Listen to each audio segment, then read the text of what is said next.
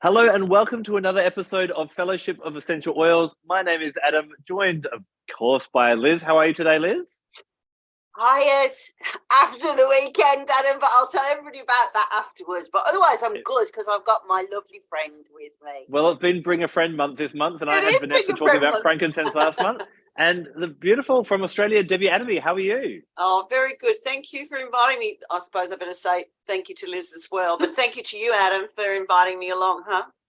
We're absolutely wrapped, and we know how much I can see your beautiful book behind us on, the amazing gifts that we get from Australian essential oils, which, of course, being an Australian, I'm very passionate about as well. Anyone who loves oils, you've got to get a copy of this book. I think we'll just talk a little bit about Australian oils to start off with, Debbie. I think when people think of Australian oils, they think of eucalyptus and tea tree, and that's it, pretty much. Absolutely. Yeah. And that's generally it. And today, a little bit more about the lemon myrtle has become sort of in the forefront, hasn't it? Yeah. But how many Australian essential oils at a rough figure would you say there are that we could possibly get our hands on and work with? Oh, look, easily in the vicinity of 35 different oils and more coming, of course. Very much so. And I think people forget Australia is a big land with very different landscapes, and there's going to be plants that are everywhere that, we yet to discover maybe. Yeah, well, we also have a lot of common oils also now growing within Australia. Well, I have been for some time, of course, but being more introduced into the aromatherapy world, like, your lavenders and lemons and, lime, just very, very common oils, along with those native oils. And that's also in my book too, of course. And one of the things is when you grow, it matters where you grow a plant on the essential oil. So a lavender maybe grown in France or Bulgaria is going to be different to a lavender grown in Australia in some ways, correct? No, they really are pretty good. Like within some of the industries down in Tasmania, they really do make sure that the soils are very, very similar to where they've actually brought that lavender in from. I can't say so much about the citrus as such, but I do know with the lavender, they are very, very particular about that. There is one company that really produce it without any camphor at all. So it's a really wonderful lavender as well. Very, very safe for children and the people, aging care and all that. We were working on that one yesterday on Saturday on the workshop, and without the camphor, it's just so light and gentle. It felt like butterfly wings when you smelt it. It was very, very different experience of working with any other lavender. But what was really interesting was Deb was saying that where she lives, she's quite jealous of my garden because I've got lavender, but you can't grow it, can you? No, not at all, not at all. Because I'm right on the beach, and it's very salty, and we also get that humidity which drops, and then you get that rotting within the plants. So we don't get any of the beautiful plants that Liz has got in her garden, of course. Anyway. Yeah, but hey, you get warm weather.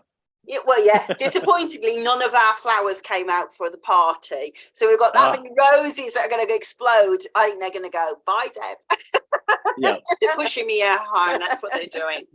But so I think what you said was correct, but it doesn't translate across, does it? So, for example, like if you had an oil like helichrysum and you grew it in like Corsica, or you grew it, I don't know, Croatia, then you have a really different oil because like the narrow acetate changes, but not all plants do that. Not all plants are as fickle as that. I guess it's almost a bit like an impressionist, some are just like shapeshifters, aren't they? Yeah, and that's an interesting thing with Australian plants, as you probably would know that, Adam, because we can have so many different so many different types of myrtles, for instance, like what we're going to talk about today with the pineapple myrtle, and it could be literally growing 2 feet next to the rose myrtle or the lemon myrtle. So those chemotypes are just amazing how they produce. Yeah, no, very much so. One thing we should maybe pause and do just for a second is, Deb, do you want to, for those that are living under a rock and haven't had the opportunity to meet you before, do you want to tell them a little bit about yourself? Oh, really? Thanks. Your background? Okay, yeah, not a problem. Okay, so, well, what can I say? I'm a clinical aromatherapist and I do aromatic medicine and have been doing that for a long time. I run a school for clinical aromatherapy and write an international journal for Australia. And I also put the event, which is the Aromatica Australia, I put that event on biannually for Australia as well, and travel and teach. Awesome. And anyone who's interested in finding out more about Deb, we will have all the details in the bottom of this podcast or vodcast, so you can check out Deb a little bit more afterwards. Including the details of the conference, which will be online, in case you forget to say that after. Oh yes, okay. I won't forget to say. Do you want me to say that now? We'll get in. Let's talk about the Myrtle. Okay. I'm excited. I want to know. So I know that my lovely friend Helen Nagle-Smith has written about this in her second volume of working with unusual oils. So Helen kind of gave me a bit of a class on it before we said we were going to do it. So I've got some insights. But of course, you know, everybody you speak to will perceive something from a different oil. So I am fascinated to hear what the Aussies have to say about this Aussie oil. Now, the oil we're going to be talking about is pineapple myrtle. People may have seen this edition come up and go, what on earth is pineapple myrtle? So it is a new essential oil. Deb, do you want to talk a little bit about the background of where it came from and how it got produced and what it is? Yeah, sure. Well, actually, myrtle's a funny thing. We have lots of different myrtles, and the gentleman who actually grows it, there's a farmer, which is Greg. He first started this around about 2014. That's when he really discovered that particular myrtle species, and that itself is very high in geranyl acetate, which gives us some amazing outcomes with it.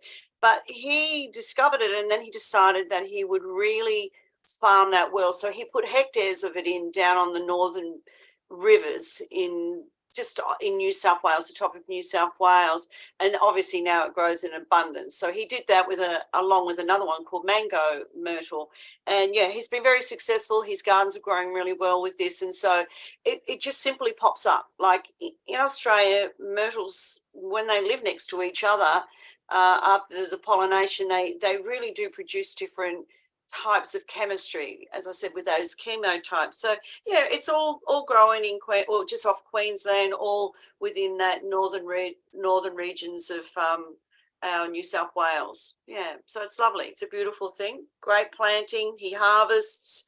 They usually come in and will harvest around about four sort of meters in height. He'll start to harvest. He usually uses a harvesting machine, so it's not done by hand at all. And yeah, that's really what it is. It's got a beautiful floral smell, obviously.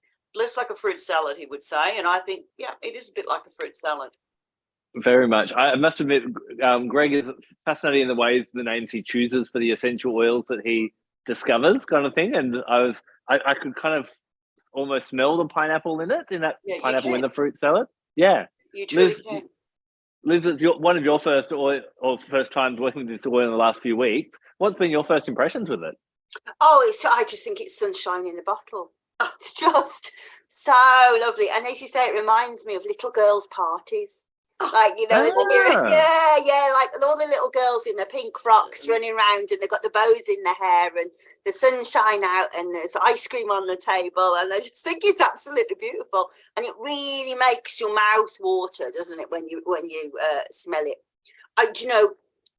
Obviously, to be clear to people, one of the things that I always think about our videos is that potentially people might come and go, oh gosh, I am overwhelmed by how much they know. But of course, every one of us always has to pick up an oil for the first time. And we all go right back to the beginning every time we learn an oil, don't we? But there's some things that really sort of occur to you straight away when you use an oil. Of course, the smell comes to you. But the first thing I thought was, God, if somebody had gone off eating, I really think if they were sniffing this, they'd start to want to eat again, because your mouth just goes, feel like animal lecture. Yeah. Yeah. But yeah, it's so beautiful, and it's a kind of lemony. But the chemistry, when I've looked it up, I was really surprised what the chemistry was, because I was smelling it. I was thinking, this almost smells like an oil that would be phototoxic. I wonder if there would be that element, because those ones that are sunshiny tend to, the monoterpenes go and you have that sort of like the citrus notes, don't you? Yeah. And I opened it up and I was like, what the heck? It looks like a geranium. When the plate was just like a geranium, how's that? So it's really interesting that a lot of things that you would use citruses for, but you might think, oh, but I wouldn't want to put it on a kid, for example, because it could be quite spiteful. This is going to be much gentler, am I right? It is a much more gentle due to the geraniol acetate. That really brings it down to be a little bit more. But, you know, you've got the nerol and you've got the geraniol and you've got, you know, all of those things that also bring in that real lemony smell behind it. But it really does have a bit of a fruit cocktail. So it is actually really it's a beautiful calming oil. I found that I've been using it in practice for that specific reason, just for that calming. Fantastic for relaxing that bronchial spasm as well. That's a really, really wonderful effect, especially coming into our winter seasons in Australia. I would have been sort of moving more with that, with the different eucalyptuses, with the 1/8 centiols and things like that to help with the, you know, the chest and the breathing sort of situations. So by that, do you mean coughing or do you mean asthma or both? Even coughing, even your asthma, like, you know, your bronchitis and things like that. It sort of just calms it a little bit more. It doesn't, you know, and it's a bit of a bronchial dilator anyway. So, you know, you're getting to breathe a little bit more freer. But, you know, if we're sitting in on more that issue with you, like a mucus forming problem, it is a little bit antiviral as well. So it's got it. You know, it's got that anti-infectionness. It's got a real neat little package. So I'm right in thinking it's around about 30% geraniol acetate. Is that right? We're around about 30, about 25 to 30%. And that's a really strong antimicrobial constituent, isn't it? So, and also antifungal, correct? That's right. And that's why it's really good when we're looking at saying with the viruses like the flu virus going around. It's something that really, and you know what, the big thing here, Adam, is that it's pleasant. You know, it's really, really pleasant. So, you know, it's something where you could be, you know, with having your children around, you know, you could be actually burning that within the house to prevent things with the flu season. So I talk about that only because we're coming into that in Australia. Of course. But I think if you used it in replacement of 1/8 cineol for a little child, absolutely, because you can't use your 1/8 cineol in a eucalyptus for children because it causes constriction. I didn't know this. So I've always said slowed respiration, but sweat makes the epiglottis swell. So geraniol acetate doing the same job, and this is so much nicer for kids. I mean, I do think that there would be. It's a bit like smell. Well, yeah, exactly. Fruit salad sweeties. It's very much a child smell, I think. And the thing is also with it, Adam, is because of the geraniol acetate, you know, we can actually look at that as like you would if you were viewing something on cannabis, because it has that more sedating effect as well. And it really does work on that triggering part of the neurons as well. So it's very adaptable. So if you've got sort of ratty children and things like that, that's a good thing. And it's so, as just what Liz said, you know, like it's like having a party, you know, it's a little kid's party. And so for them, they would really, really find it a pleasant smell for them. You know, it's a really wanting smell type thing. So you were talking about obviously supporting with that respiratory system. What would be your method of use for it to help with kids and then with adults as well? Okay, well, if it's kids, I mean, a lot going through our winter months, I usually make a lot of the nasal inhalers with that type of thing. And of course, room sprays are excellent. So you can work in with room sprays. And generally, if I do that, just to spray through around just that, or burn them in your diffusers and things like that are very good too. A lot of times I have actually worked with it for the relaxation side in massage. So it does really work beautifully with, that more aromatherapy, calming type massage that you work with. Would you ever use it for something like eczema? Because geraniol acetate is a fantastic blend for skin disorders, isn't it? Absolutely. I mean, if we're going into skin disorders, of course, anything that's going to give that antimicrobial or anything that's going to help with that relaxation of the skin, the irritations like itch or like a pruritus or something like that. Sure, dry skins, anything like that, you could be working with something. I mean, there are other essential oils that I use mainly for skin treatments, but this is something that could really, really work well. Yeah, especially for. And I think what we find with individuals is like I had, I actually slept funny on my neck last week, and I was using all the common oils that you'd normally use for a sore neck. And then something just in my voice said kunzia, which is another Australian essential oil. Okay. And by massaging kunzia on there, after a couple of applications, the pain that had been bothering me for 3 days had dropped right down. And I think it's sometimes people try an essential oil and it's not yielding exactly, or kind of not totally knocking it on the head.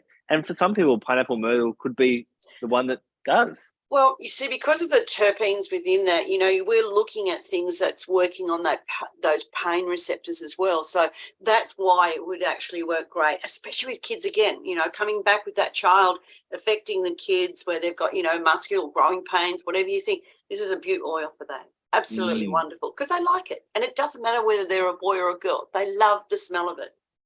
Yeah. So I always like to look at like the synergies between, rather than actually what a specific constituent does. Of course, that's what I'm famous for doing. That I do that, but I like to see there are certain synergies that happen in an oil. So, for example, in lavender, the famous one would be linalool acetate, linalool acetate and linalool. And actually, one turns into the other. I can't remember which way around it is, but one turns into the other.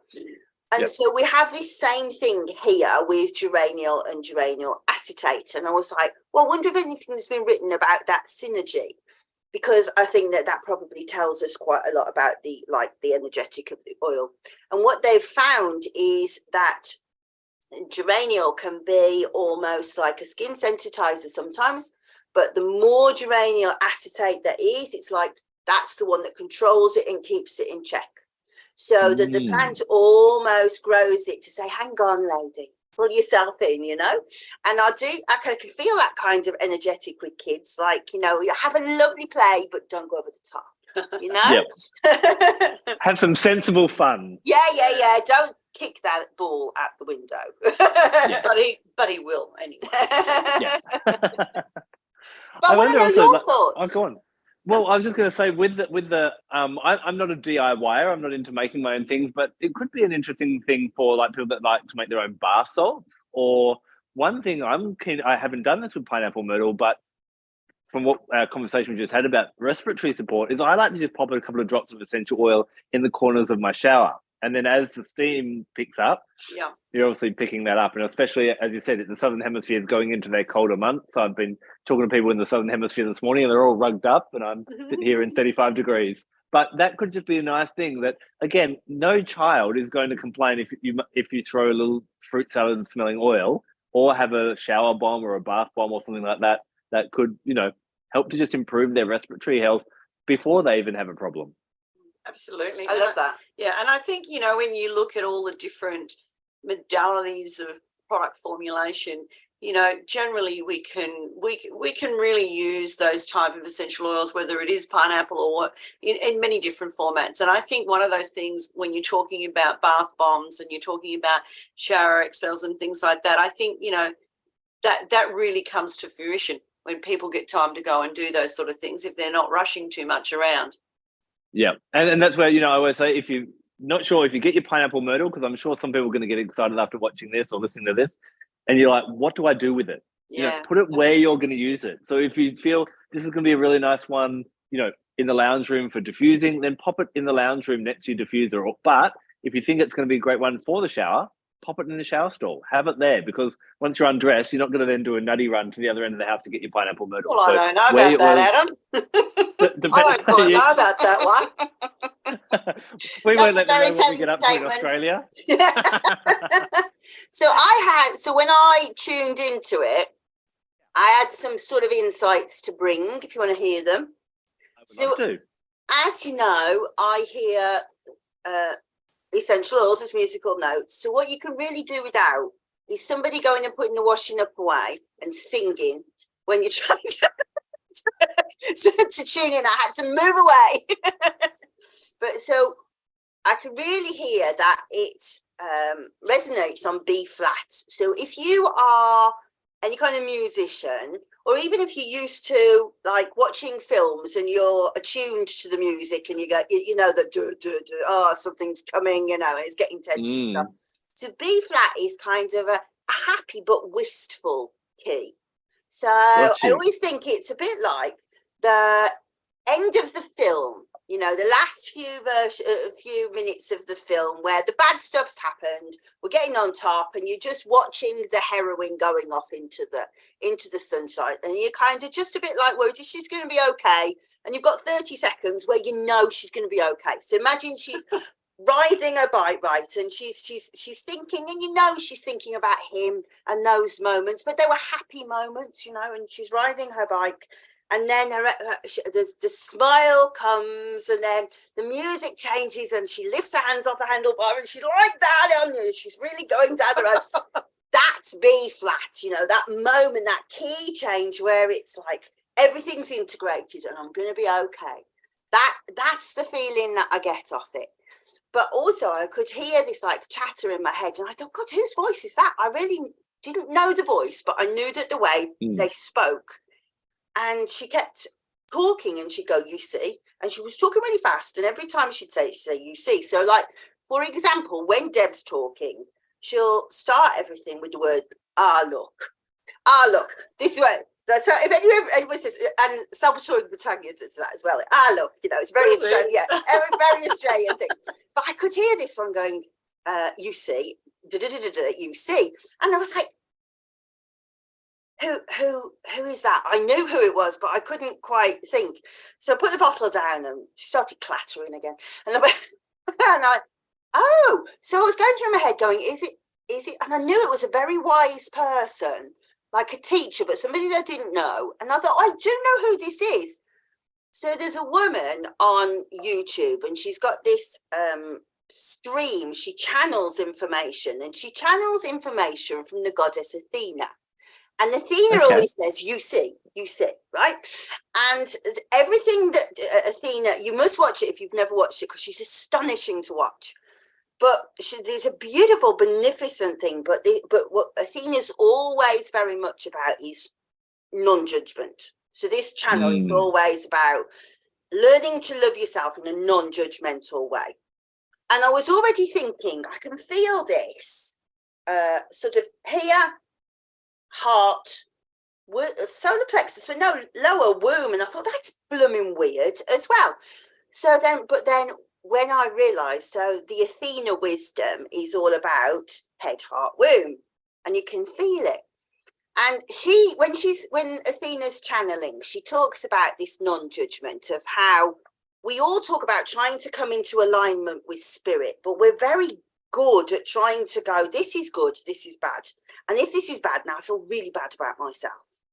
So in this Athena channel, she just talks about, well, no, it just is, right? There's no good, there's no bad. We're all an integration of all of it, strengths and weaknesses. It just is. And the sooner that you come into this alignment with yourself and stop beating yourself up about things, the happier you will be, and the more that you will manifest things around you. But what I was really picking up about a little child was how I was very much getting breathing, but also because I'd spoken to Helen, that wasn't picked up. I knew that there was a lot of stuff about respiratory. But I was thinking about how you are revising for an exam, and it can be very much like, I'm never going to be up to this. I'm not going to be good enough to do this. And this real positivity and this alignment of being on the bike, it's dropped into place, you know, I'm with it. So I thought, really lovely, yeah. Really interesting. Lovely, right? Yeah. I can see an overall theme happening. When I was starting to work with it, looking at that the more holistic level, what really came up for me is it works. It had a bit of a Jupiterian or Sagittarian energy, which is quite timely considering we've got the full moon in Sagittarius this coming weekend. I found that it would sit really nicely in the group of oils that we would know as abundance oils. So when people are wanting to bring more abundance into their life, they might work with orange or bergamot or, ginger or things like that. But where pineapple myrtle was different was it was about allowing abundance to come into our lives. And so often we have a plan, like I need to make some money and I'm going to make it this way, or I'm going to, and there's a really interesting term that we have in the Middle East called inshallah. And it kind of means God willing. So they always say, like, I'll see you on Thursday, inshallah. And we've been talking about, what does that mean? Oh, well, it's in God's hands and I might be there, I might not, kind of inshallah. Or does it mean I have an intent, but then I leave it in God's hands to see how that will unfold? I love that. And I almost feel like pineapple myrtle has that kind of, inshallah, I'm going to allow abundance to come into my life. But think about how often all of us in our lives, we decide with tunnel vision, that is the way it must be, whether it be manifesting abundance of money, manifesting an abundant good relationship. I'm going to find the perfect partner and it's going to be them. And I agree with that. Yeah. So when we look at, we're talking about how great it is with respiratory, think about what happens when we fall into states of anger or fear or sadness or any of those negative things. What happens to our breath? It constricts when we're worried. And we just tell people, just breathe. And then what you've shared, Liz, with that, it's all going to be fine and that relaxing. And what came to me, I think this is just an oil that just allows us to relax a little, allow life to unfold and be surprised and delighted.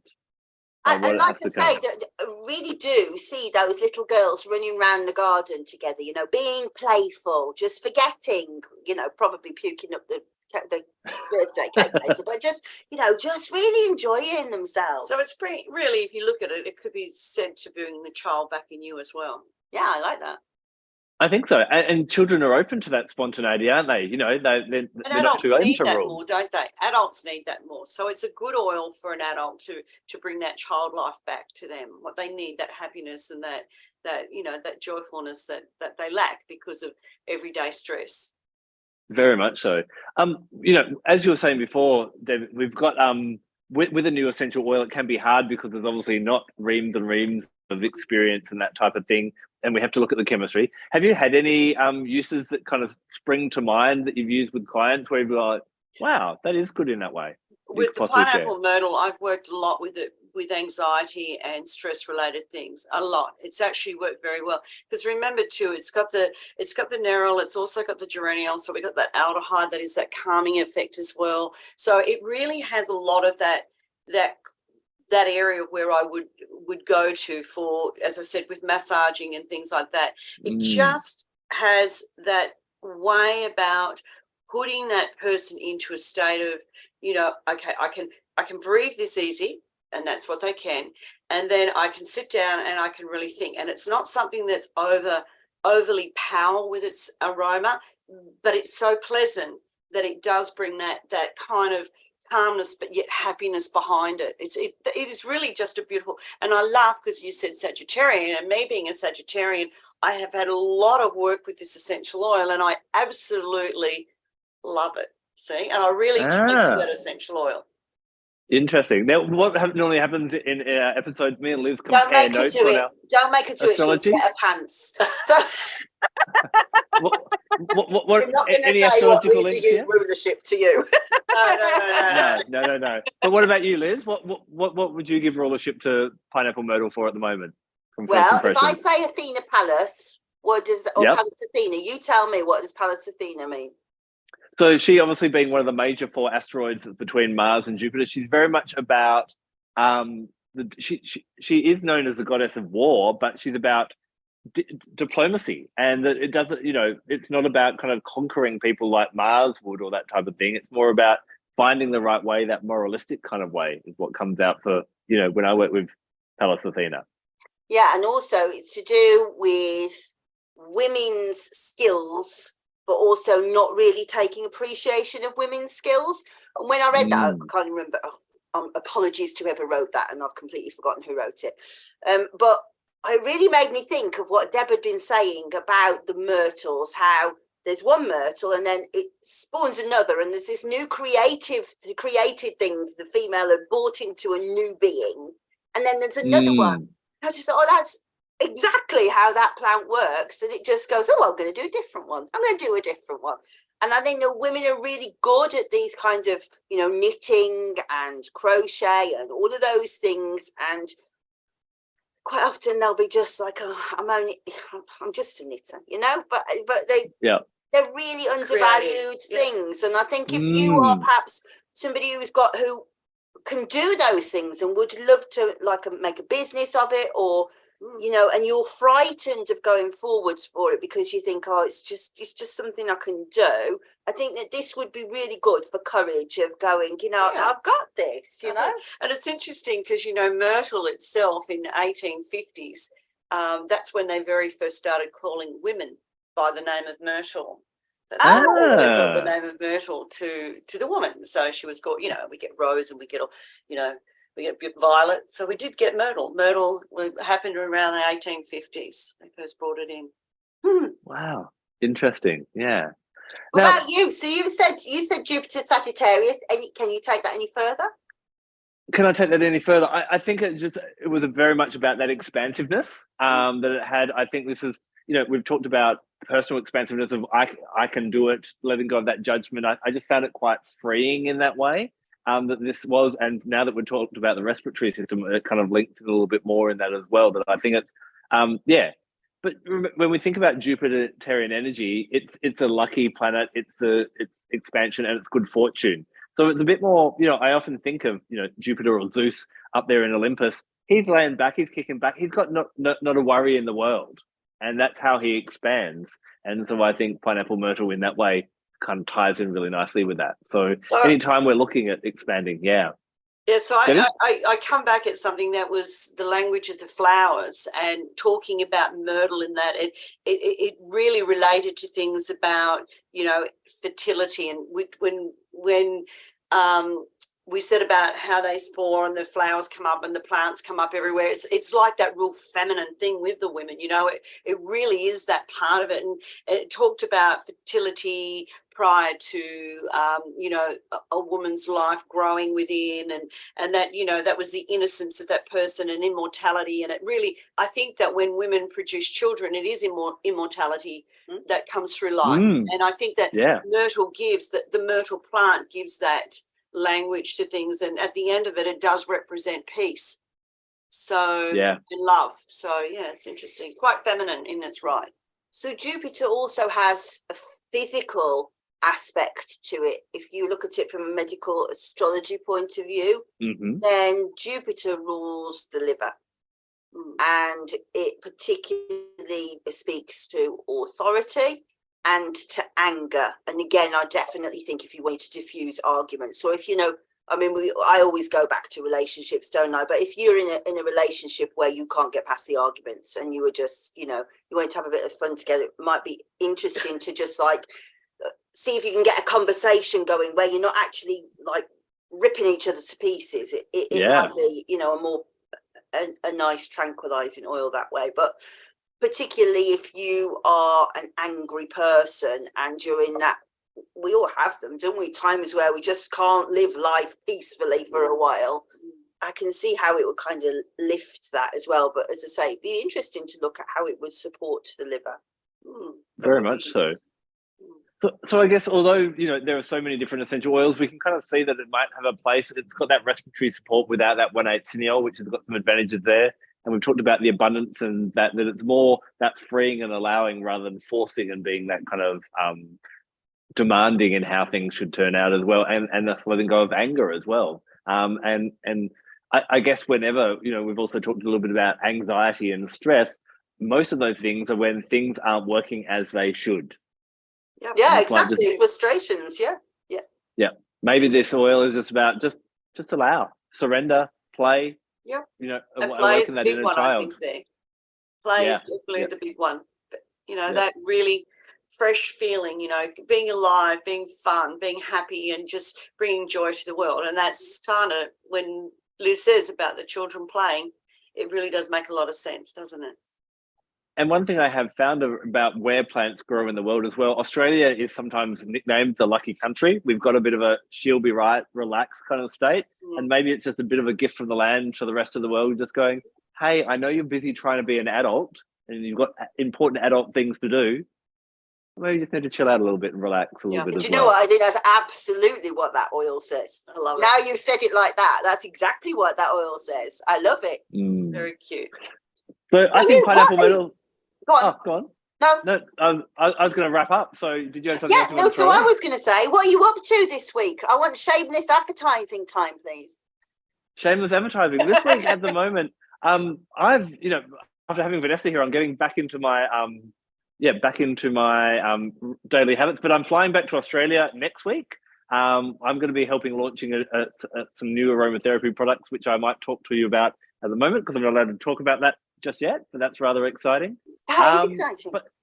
But nothing to kind of, on my thing, just my social media. I'll be getting back on my social media. YouTube will have some more and stuff like that. What about you two? What mischief are I'm you going two to tell up to? Deb to do it, and then I'm going to pick up the pieces she forgets in a minute. So, Sure. what do you want to tell people about what you're doing? Shameless self-promotion time. So the book? Oh, yeah, the book in Aromatica Australia. I mean, that's a really big thing at the moment. And, that door opens for everybody to walk through and see some amazing, what we're doing. It's virtual. So it's being run on the 10th, the 11th and the 12th of November. So they can be linked in with whatever we leave with you for them to go for. And we're going to be looking at some of the wonderful farms. One of them, the essential oil in Tasmania, and they're going to be going through and showing the harvesting. We'll have a little bit of a look where that pineapple myrtle is also growing. We have some wonderful overseas speakers as well, and of course we're actually going up to the Blue Cypress man as well, so we're going to be looking at that. You'll hear him speak. So there's lots and lots of wonderful, great education, wonderful learning things, and really most of all some beautiful pictures and views and videos of Australia. One thing I know with online events, some people get a little bit worried about that, being in different time zones around the world, and we've got people listening all around the world. If they can't attend live, do they have access to the content afterwards? Absolutely, they do so. That's indeed they will. So they can continue on for the next 6 months after that, and they'll be able to 3 to 6 months, I think. I'll have to go back and check that, but yeah, they can continue to go back whenever it is easiest for them to view the whole conference. So yeah. Perfect. Liz, what do you want to shamelessly self-promote today? So I'll promote something that I knew that she wouldn't say because she wouldn't know the time. So with the video before, in the next few days, she will also be lecturing at Penny Price Aromatherapy. So if anybody wants to see Deb live, she will be at Penny Price on the 31st. Myself, I have a lot of sleep planned after the Mastery and Mystery. And I'm really looking forward to going down and seeing Penny on Saturday. The full moon, of course, we're going to do a full moon meditation with rose oil, and I'm going to do some of the reflections of what I've got from actually Athena Speaks, and this beautiful self-acknowledgement and working with just sort of bathing in rose and feeling much better about ourselves, a bit of self-love. So that's on the full moon. And then on the 20th, I have a workshop, an online workshop coming up with Helen Nagel-Smith. People know that both she and I are synesthetes. So I hear essential oils as musical notes and she sees them as colours. So we're going to be doing a workshop, a live practical workshop, helping people to develop this cross-sensory appreciation of the oils, which is tremendous for therapy and to help you to understand your oils deeply. But if you sell essential oils, it really helps you to describe them in a way that people want to use them and to buy them. So all of those things you can find on our link trees. My workshops are on the link tree, and Deb's link tree will be on there too with details. However, we didn't put Penny's workshop. You need to contact Penny direct if you want to book for that. We'll get all those details down below. And you know what? I haven't got my cards to choose an oil for next week. Have you got yours? I've got one in my head. I was going to ask before we announce. What should we do next week?